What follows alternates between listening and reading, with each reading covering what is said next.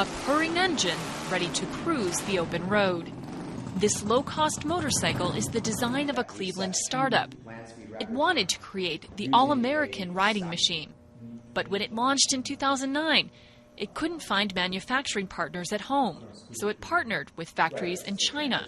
We're not having the greatest time here, so what better chance than to bring a ton of jobs back into the city and employ, Clevelanders, for instance, but no one wanted to take on the task, so we were kind of forced to go overseas, and China reached out, and they were able to help us. Cleveland Motor Works now sells several thousand bikes a year and is growing its business in Ohio, thanks to its Chinese partnerships.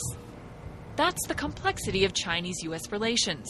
Though politicians may like to bash China as a rival threatening to hurt American business, both sides need each other to succeed.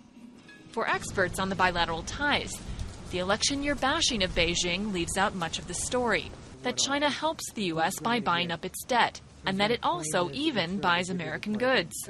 And a trade war would be in no one's interest. 15% to 20% of American exports do go to China. Obviously, we sell a lot to Canada and Europe and Brazil, but the growth in the export market is with China.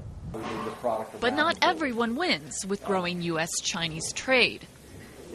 Clyde's company makes mugs, a low-cost item that can barely compete with rock-bottom prices of imports. He thinks Americans should be willing to pay a little more to keep manufacturing at home. If you're strictly looking at price, it's one thing, but if you're committed to helping keep jobs in the United States, hopefully the American public will be willing to pay that slightly higher price to buy the product.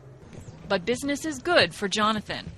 He plans to start building his bike right here in Cleveland in a couple of years and create manufacturing jobs back home.